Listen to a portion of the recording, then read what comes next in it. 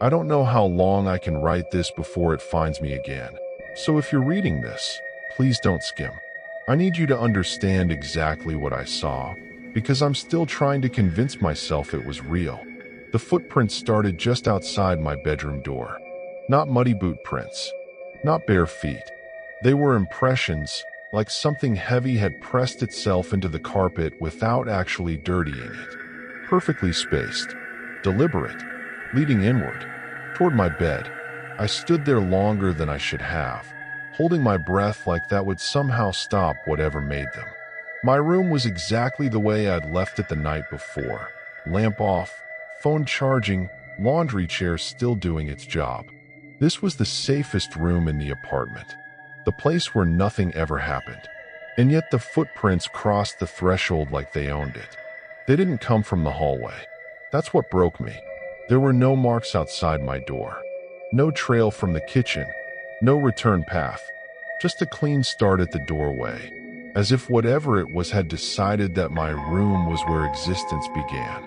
I checked the lock. Still bolted. Windows shut. No signs of anyone breaking in. Unless you count reality quietly failing its own inspection. I laughed once, out loud, because that's what you do when your brain refuses to accept the alternative. My first thought was that I'd done it myself. Sleepwalking. Stress. Some trick of memory. But the footprints were wrong. Too deep. Too patient. They stopped inches from my bed, right where someone would stand if they were watching me sleep. That's the part one haven't told anyone yet. Not the police. Not my friends. Not the people who already think I exaggerate. I know how this sounds. I know what you're probably thinking. I thought the same thing. But I need you to stay with me, because this didn't start with the footprints. This was just the first time I noticed something was already inside my life. Before that morning, my life was aggressively ordinary. That's not me downplaying things after the fact. There just wasn't anything special about it. I woke up at the same time every day, hit snooze exactly once, scrolled through my phone until guilt pushed me upright. Coffee in the same chipped mug. Shower that took too long. Work that barely registered as memory by the time I got home. My apartment was the same kind of forgettable. One bedroom. Thin walls. Cheap carpet that never quite felt clean no matter how much I vacuumed. The kind of place you choose because it's affordable, not because you love it. Nothing haunted. Nothing historic. No tragic backstory I could Google at 3 in the morning and regret later. That's why it matters that I felt safe there. Not, nothing bad could ever happen safe, but routine safe. Predictable. My bedroom especially. That room was muscle memory. I could walk it in the dark without stubbing my toe.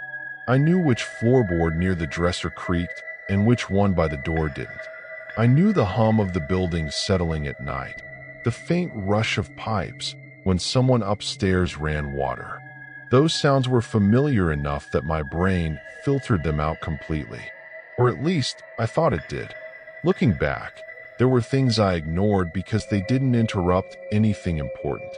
The way shadows in the corner of my room sometimes felt thicker, like the light had to work harder there. The soft pressure change sound near my closet at night, like someone shifting their weight just out of sight. The fact that I'd occasionally wake up with the sense that the room had already been awake before I was. I chalked it all up to stress. Lack of sleep.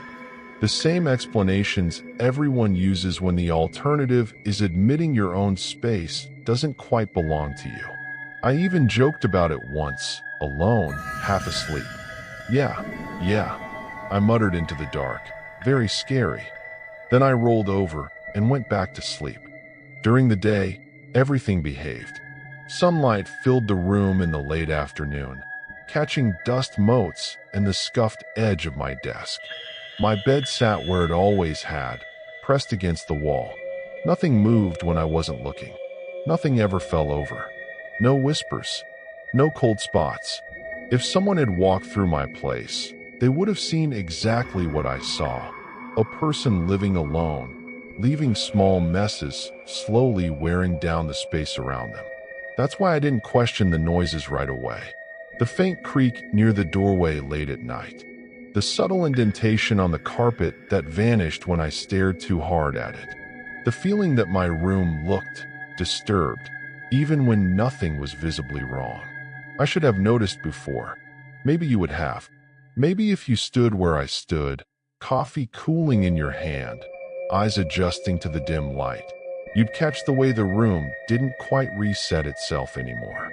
Like it remembered being used differently. That morning, when I stood in my doorway and finally paid attention, it felt like my bedroom was waiting for me to catch up.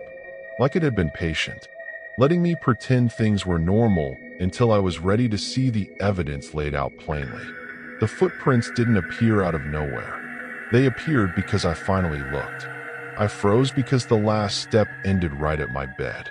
Not beside it, not past it. Right there, toes pointed inward, like whoever, or whatever, had stopped exactly where someone would stand to look down at a sleeping body. At me. My stomach dropped so hard I actually felt it pull, like gravity had briefly doubled in my chest. The footprints were wrong in a way that's hard to explain unless you've seen something you know shouldn't exist. They weren't muddy, but they weren't clean either. The carpet fibers were pressed flat, darker where the weight had settled, as if something damp and heavy had passed through without leaving residue behind. No smell, no dripping, just the unmistakable memory of pressure. They were large, larger than my feet. Long, narrow impressions with a shape that suggested feet, but didn't quite commit to it. Like someone had learned what feet were from a description, not experience. Each step was evenly spaced. No dragging, no hesitation. Whatever made them knew exactly where it was going. I crouched down, heart racing, and pressed my fingers into one of the impressions. The carpet slowly rose back up, resisting me, like it didn't want to forget. It was cold, not icy, just colder than the rest of the room, like the air inside the footprint had been replaced with something else. Okay, I whispered to no one, because saying it out loud somehow made it more manageable. Okay, let's be normal. My brain immediately offered explanations, desperate and unconvincing. Sleepwalking, some kind of moisture from the vents, a trick of the light mixed with panic. I even laughed again, quieter this time, because of course I did. Dark humor is cheaper than therapy, and I was already spiraling. I checked my own feet. Clean, dry, way too small. The room itself looked untouched. My sheets weren't disturbed. Nothing had been knocked over. No fingerprints on the wall, no marks on the door handle. Just the footprints, perfectly contained, like a demonstration. Like proof. I thought about all the stories I'd read late at night. The ones that always start like this. The commenters who swear they'd react differently. The people who say they'd leave immediately, call someone, burn the place down. I used to roll my eyes at those posts. Everyone's brave until the horror is standing in their bedroom, politely waiting for you to notice. Here's the part you won't like. A small, awful part of me was curious. Because if those footprints didn't come from anywhere, then they also didn't leave. Which meant understanding them might mean understanding how something could enter a space without crossing it. That kind of knowledge feels forbidden in a way I can't justify logically. Like staring too long at an optical illusion that starts staring back. I followed the trail again with my eyes, slow this time. Doorway, carpet, bed, stop. No overlap, no scuffing, no return path. It wasn't wandering. It was intentional. My rational side was losing ground fast, and I knew it. I could feel it slipping, replaced by that tight, buzzing awareness that comes right before panic. So I did the only thing that felt remotely safe. I decided to find out where the footprints came from, because whatever made them hadn't finished explaining itself yet. And I had a feeling it wouldn't give me another chance to pretend I hadn't seen them. I almost didn't look, and if you're being honest with yourself, you know exactly why I did anyway. Curiosity isn't the right word. It felt closer to obligation, Like once you notice something wrong, you're already involved whether you like it or not. Ignoring it doesn't undo the fact that it happened. So I followed the footprints. They didn't move when I stepped closer, which sounds obvious. But at that moment I half expected them to react, to deepen, to finish themselves. Instead, they waited patiently while I traced their direction with my eyes, past the edge of my bed and toward the doorway again. That was when I noticed something new. There was a second set, fainter, almost polite. They branched off just before the door, angling toward the wall instead of the hallway. These impressions barely disturbed the carpet, like whatever made them was lighter, or careful, or learning. My skin prickled in a way that had nothing to do with temperature. Absolutely not, I said out loud, because silence felt like consent. I grabbed my phone and turned on the flashlight, even though the overhead light was still working. The beam cut across the carpet, flattening shadows that didn't feel like they wanted to be flattened. The first set of footprints continued out into the hallway, finally answering the question that had been tightening my chest. They hadn't started in my room. They'd passed through it. The hallway light flickered as I stepped out, a brief stutter that I told myself was old wiring. This building had plenty of quirks. Pipes that knocked like someone trapped inside them. Lights that dimmed when too many people microwaved dinner at the same time. Normal explanations stacked neatly, even as my body refused to calm down. The footprints moved past the bathroom door, where the tile showed nothing. Carpet again near the living room. Then the kitchen. Each transition felt intentional, like the thing making them understood which surfaces would remember and which wouldn't. I called my friend Marcus without really thinking about it. He answered on the third ring, groggy and annoyed. "Tell me something normal," I said. There was a pause. "You sound like someone who's about to tell me something not normal." I almost laughed. Almost. "Do you believe in patterns?" I asked instead. He sighed. "I believe it's too early for this." I hung up before he could ask more questions, which I regretted immediately. The apartment felt louder without another voice tethering me to reality. Every sound stretched itself out. Refrigerator hum, distant traffic, the faint tick of the clock above the stove. I kept expecting something new to join the rhythm. Another set of footsteps. Breathing that wasn't mine. The trail led to the front door. That should have been reassuring. Exit points mean escape, right? Except the footprints stopped inches from the doorframe, the same way they had by my bed. No handle marks. No sign the door had opened. Just a deliberate halt, like the door wasn't meant to be used. That's when the second set caught up. Those lighter impressions followed the same path, but stopped farther back, clustered near the wall. Watching. Waiting. I don't know how else to describe it. They didn't feel unfinished. They felt observant. My phone buzzed in my hand, making me jump so hard I almost dropped it. A notification. No app name. Just text. "You're not supposed to see both." I stared at the screen until it dimmed, then woke it again. Nothing. No record. No missed alert. My reflection stared back at me, eyes too wide, face pale in the glow. I started checking rooms faster after that. Closet. Cabinets. Under the sink. I knew how ridiculous it looked, but paranoia thrives on momentum. Every place I didn't look felt like an invitation. In the bedroom again, the shadows seemed thicker than before, pooling where the footprints had started. I noticed indentations in places that hadn't been there earlier, soft, temporary, like something had leaned against the wall while I was gone. My head throbbed, the dull ache of too much adrenaline and not enough sleep. That's when it hit me. The footprints weren't random intrusions. They were routes, paths worn by repetition, not force. Like this wasn't the first time something had walked through my apartment, just the first time it had left evidence I was meant to notice. By the time I sat down on the edge of my bed, hands shaking, I couldn't remember the last moment I'd felt rested. My thoughts looped, chasing themselves into darker places.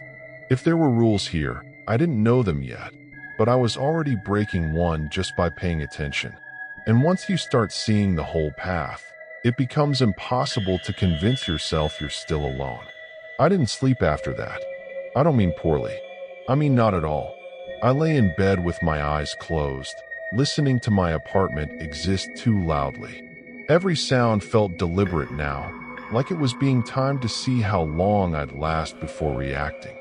The pipes knocked once around 3 in the morning, and I almost cried with relief when they followed their usual pattern. Predictable noises became comforts. Unpredictable silence did not. By sunrise, my thoughts had started turning on me. I kept replaying the footprints in my head, trying to convince myself I'd exaggerated them. Memory is flexible like that. It softens edges when you need it to. But every time I pictured them, they were sharper, deeper, closer to my bed than I remembered. My brain wasn't dulling the image. It was refining it. I called in sick to work and immediately hated myself for it.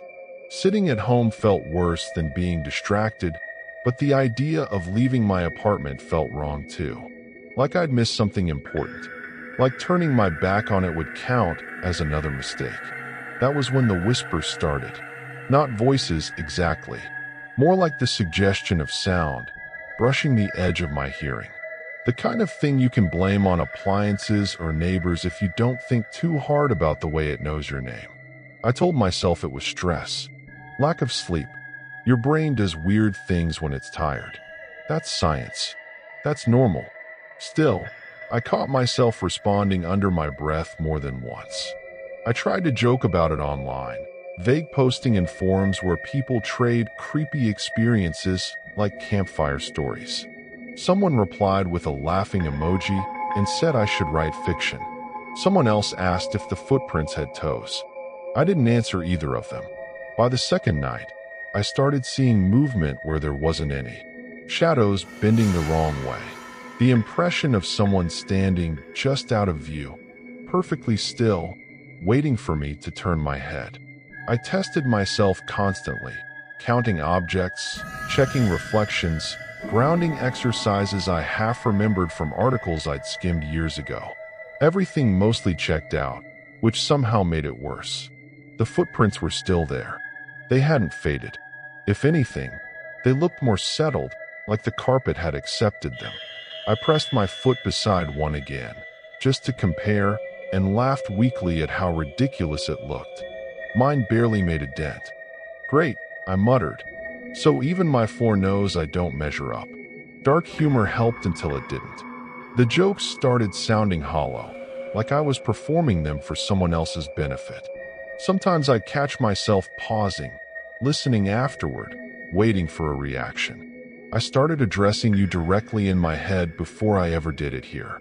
Imagining what you'd say, whether you'd think I was losing it, whether you'd tell me to leave, to call someone, to stop digging. That's the problem with these situations. You don't know if the danger comes from not knowing enough or knowing too much.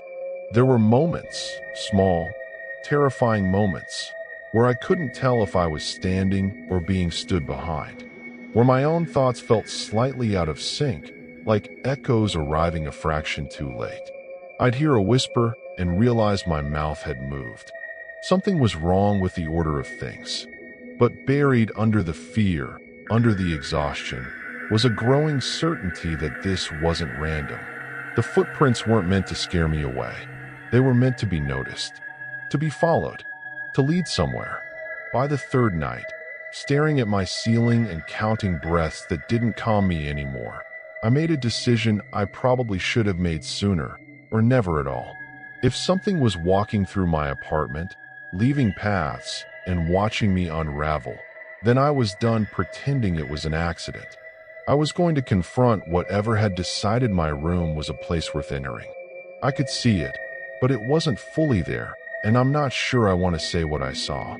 My bedroom was darker than it should have been. Not the absence of light. Something heavier, like the shadows had weight now. The air felt colder the closer I got to the bed, each step drawing heat out of my skin. The footprints were deepest here, overlapping in places, layered like this spot had been used more than the rest. "Okay," I whispered, my voice shaking despite my effort to steady it. "You wanted me to notice." I noticed. The whispering grew clearer. Still soft, still just barely sound, but closer to words now. Not one voice.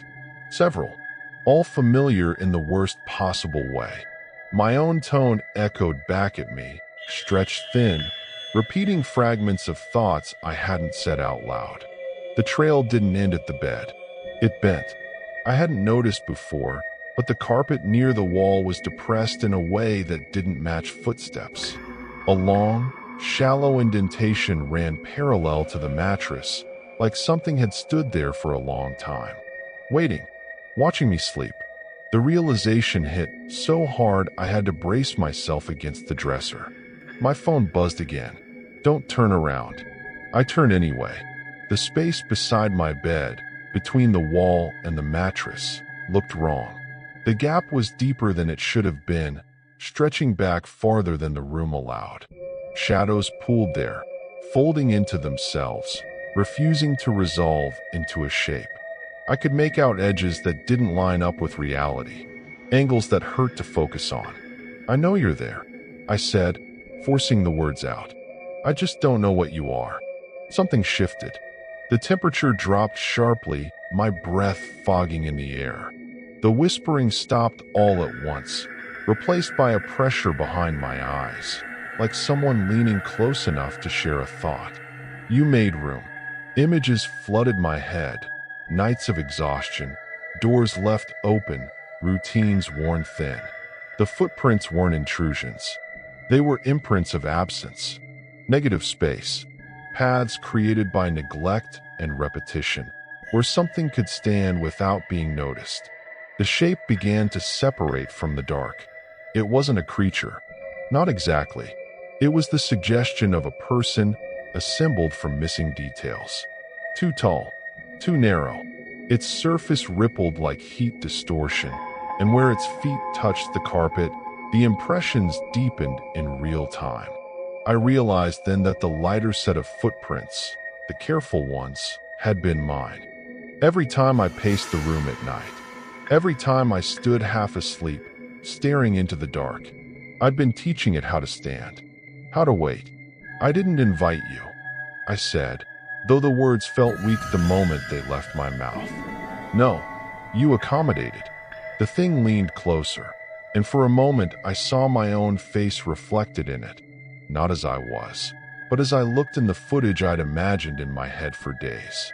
Tired, hollow, slightly out of sync. Understanding burned through the fear. This wasn't here to kill me. It was here to replace the part of me that had already been missing. My hands were shaking, but my mind felt strangely clear. If this thing existed in the space I hadn't defended, then filling that space, truly occupying it, might be the only way to stop it. I stepped forward. The shadows recoiled, not in pain, but in surprise. The footprints shifted, compressing under my weight as I pressed my feet deliberately into the deepest impressions. I sat on the bed, back straight, eyes forward, refusing to look away. "This is my room," I said. "You don't get to stand here." The pressure intensified, the air buzzing, the whispering screaming without sound. The shape fractured, collapsing inward like a reflection losing its source. The shadows thinned. The cold receded. When it was over, I was alone. The carpet slowly rose back to its original shape, fibers springing up like they'd never been disturbed. The room looked ordinary again. Familiar. Safe. But I knew better. Because the deepest footprint, the one beside the bed, didn't disappear completely. And I could feel it waiting, just in case I ever stopped being fully present again. I didn't call anyone after that. No police report. No frantic messages. Try explaining to someone that the thing stalking you wasn't a person, but the negative space you'd been leaving behind for years. There isn't a checkbox for that. The footprints never came back. Not the deep ones, not the careful ones. Over the next few days, the carpet fully recovered. springing up like it had nothing to remember. If you walked into my room now, you wouldn't see anything wrong. You wouldn't feel it either, unless you stayed long enough to notice how quiet the space feels when it's actually occupied. That's the part one understand now. The thing wasn't summoned by trauma or grief or some ancient curse baked into the building. It didn't crawl out of the walls. It didn't follow me home. It formed because I was here without really being here. Because routines had hollowed out my attention and exhaustion had made me predictable. I hadn't invited it, but I'd made myself easy to stand beside. It fed on absence, on moments left unattended, on the parts of myself I'd been slowly setting down and forgetting to pick back up. Realizing that didn't make me feel powerful. It made me feel exposed. For a while, I slept with the lights on, then with just the lamp, then in the dark again. I started noticing things, not shadows this time, but myself. When my thoughts drifted too far, when I moved through rooms without remembering why, when I let the silence stretch too long without grounding it. I corrected course, sat down, took up space deliberately. You'd be surprised how exhausting it is to stay present once you know what happens when you don't. I can joke about it now a little. Tell myself I was haunted by my own bad habits, that the solution was mindfulness and better sleep hygiene. There's something comforting about that framing, something almost funny. Imagine almost being replaced because you dissociated too hard. But I don't think that's the whole truth. Because I've started noticing things online. Stories buried in comment sections. People joking about footprints that don't match, about rooms that feel crowded when they're empty. They laugh it off. They always do. I did too. I don't comment anymore. I don't warn them. If this thing, or things like it, exist, then they follow rules. They wait. They only step where they're allowed. Interfering might just make space in a different way. Life looks normal again from the outside. I go to work. I sleep. I exist loudly enough to fill my own outline. Most days, that's enough. Sometimes, when I'm lying in bed, I feel that familiar urge to drift, to let my thoughts thin out and leave the room unattended. When that happens, I sit up. I put my feet on the floor. I remind myself where I am, because I know now that rooms remember how they're used. And if you ever wake up to footprints that don't lead anywhere they should, if they stop just short of where you sleep, don't ask what made them. Ask yourself how long you've been leaving space for something else to stand. It's been long enough now that I can say this without my hands shaking. Nothing else happened.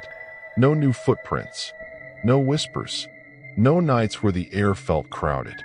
If this were a series, this is where the comments would start arguing that the real horror is still coming. It isn't. I'm not teasing you. I'm not hiding a sequel in the margins. This is the end. But endings don't erase what you learn on the way there. I still catch myself pausing in doorways, making sure I actually enter rooms instead of drifting through them. I still hate long silences, especially when I didn't choose them. And I still keep my bedroom door locked. Not because I think something will come in, but because I know how easily something could stand where I should be. If you're listening to this and laughing it off, good. That means you're here. If you're uncomfortable, even better. Discomfort means attention. Attention fills space. I'm telling you this because stories like mine tend to get filed away as entertainment. A creepy anecdote. A what if? That's fine. That's safer. But if you ever wake up feeling like your life has been happening slightly to the left of you, pay attention. If you move through your days on autopilot, if your rooms feel bigger than they should, don't ignore that feeling. Nothing supernatural needs to happen for something to take advantage of emptiness. I won't pretend I understand exactly what I encountered. Maybe it was a thing. Maybe it was a rule. Maybe it was just a mirror that learned how to walk. I don't need the answer anymore. What matters is this. I showed up, and it stopped. So if tonight you're lying in bed, staring at the ceiling, half present, and slipping away, do me a favor. Sit up. Take a breath. Put your feet on the floor. Make sure you're the one standing in your life. Because empty spaces are patient, and they always learn your shape.